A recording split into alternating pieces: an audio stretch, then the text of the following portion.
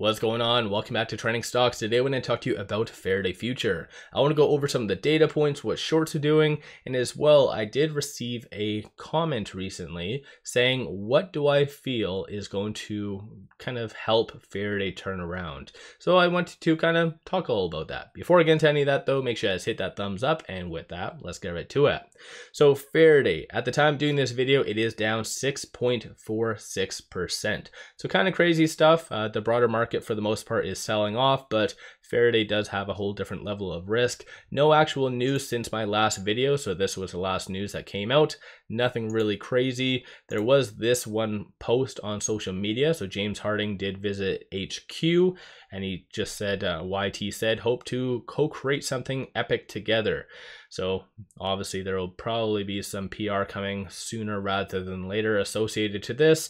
And I really hope to God that there is no free vehicles given in this scenario, because that's just absolutely comical. But beside the point, I'm going to go over again the data points and just vaguely talk on what I feel Faraday needs to do to really change this dynamic. But right now, there was a new update to the short interest, because 2 times per month, the NASDAQ does disclose the true amount of shares being shorted. So right now, 35.91% of the free float is being shorted, works out to be 4.41 million shares. At the time of doing this video, shorts are returning about 65,000 shares, cost to borrow average 64.91, and it is on the threshold list.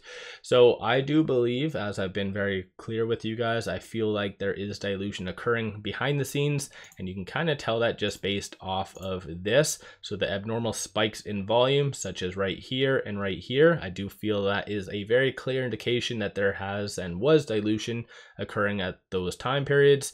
So you have to take this with a grain of salt, because if there is dilution, then it won't be 35. Most likely it'll be probably best case scenario, maybe 20, possibly kind of the high teens, but we'll just have to wait and see.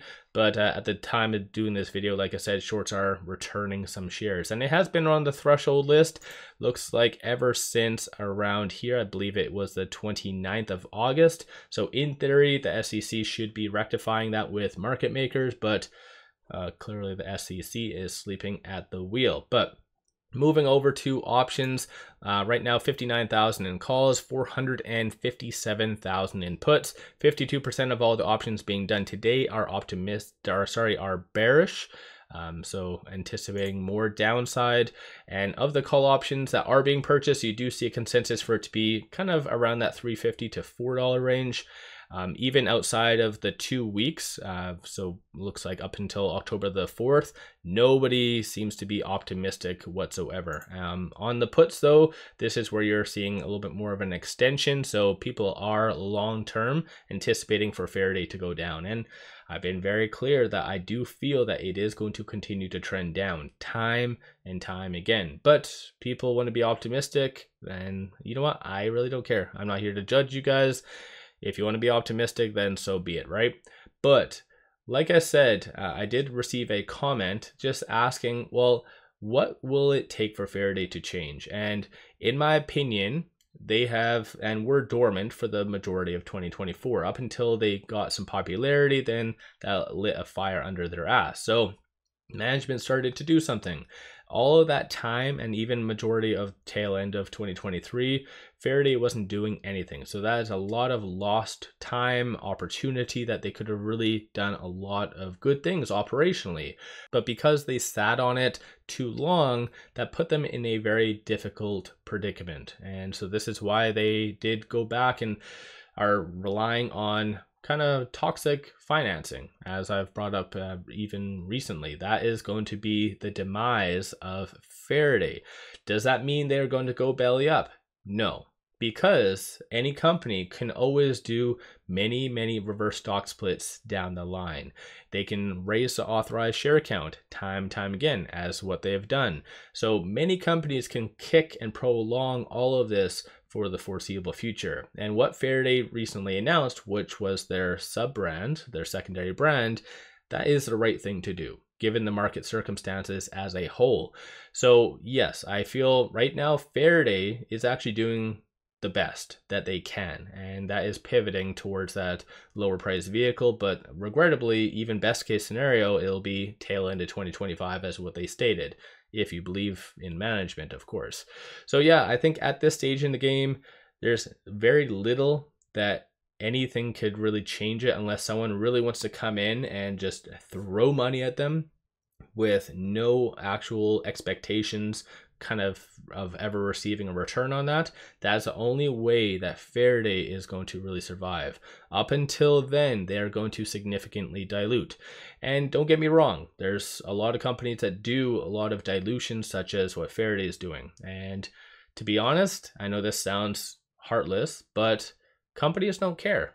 Companies do not care the fact that they're doing reverse stock splits, diluting, because they're doing it for the best interest of the company. Because when a company is doing all that, do you think it matters to them? Not at all, because they can always do future reverse stock splits, dilution, many things like that. They can rinse and repeat shareholders like they're toilet paper, if that makes sense. There's many new shareholders that can come into play that can replace anyone.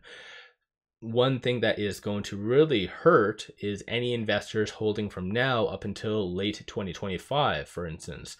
While they are diluting, your equity is going to get decimated. And I feel like a lot of people recently are coming to having epiphanies saying, well, yeah, that actually all this dilution is killing my equity. Even technically, when I've been saying, and I did a video saying I was very bearish on, I think it was at like $8, or I can't remember when exactly, but like even from now until then, it has to pretty much like 2x, 3x just to get to those levels. That is crazy.